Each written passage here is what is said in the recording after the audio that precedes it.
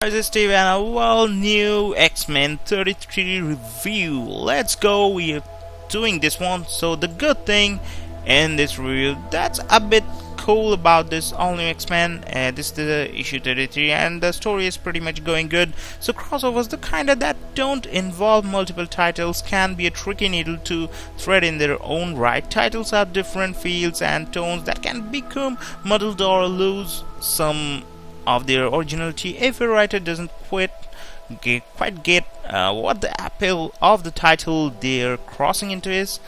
This of course can be easily corrected by simply having one group of characters cross into another that the same writer is responsible for. Bendis helped design and build the Ultimate Universe from the ground up, and even though his name mostly appears on Miles Morales' Ultimate Spider-Man these days, you can still feel his influence across how that world has changed and developed in the years since it was introduced to a whole new crop of readers. The interesting thing about the Ultimate Universe is that it isn't that different from the 616, but what differences are there incredibly important, particularly when we are dealing with a group of displaced mutants as we are here. It's interesting to see Bendis use those differences in ways both subtle and overt, most especially people's instant and violent distrust of mutants in the wake of Ultimatum.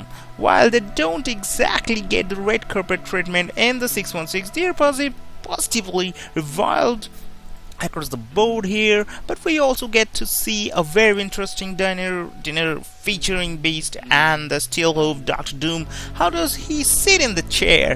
That could lead to some very interesting, disturbing implication. Bendis manages to juggle an absolute ton of characters, but still manages to go out of his way to characterize each and every one of them with their own unique, interesting quirks and ways of speaking.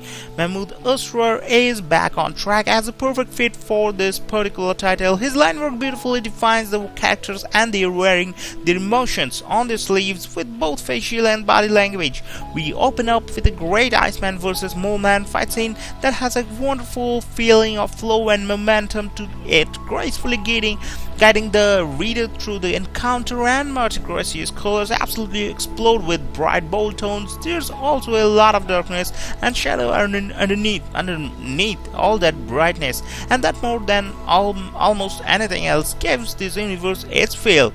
The bad thing about this issue, according to Comic Vine, is how some of the characters, most especially James Howlett, X-23 and Angel, wind up where they do is baffling, and it makes me question just how much time has gone by. Last we saw Laura, she was on a highway driving on a major interstate somewhere in New York. Now she's in the wilderness outside where mutants were first created. Then Angel, who apparently flew from Antarctica, the savage land, remember, is there, followed within seconds by James, who apparently walked at the same pace Angel flew. This was a large portion of the issue, and while it's not a major plot point, it feels like a serious corner was cut. So the verdict about this issue, the geographical head scratchers aside, this issue is great fun. I enjoyed Miles and Jane's interactions a great deal more. We get some gank, and I'm happy anytime Hoof Doom shows up. It may not have the earth-shattering consequences of some recent storylines, but there's a certain fun atmosphere permitting and real. How are they gonna get out of this one? So that's a pretty cool much of story we are getting over here, and we are getting a complete story.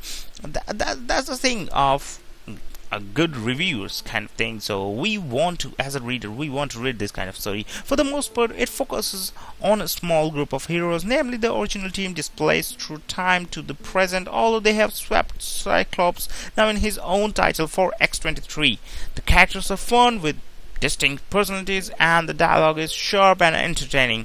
That's a pretty much cool, and we have to admit that the stories by Brian Michael Bendis are fast, breezy, and unpredictable. So according to the Comicity, they're also saying the same thing. Bendis once again checks in with each character this issue, each one finding themselves in an interesting situation while being stranded in the ultimate universe, whether it's a small army of isols fighting off mole man creatures or simply Jean Grey chatting with two awkward teenage boys in a dorm room. So we are having a good witness. We are witnessing a really lot of good stories over here. Combined with Marty Gracious colors, the book is very lively, reflecting the light earthness of the story itself. And unlike many artists, Asrar actually draws the original five like the young teens they were.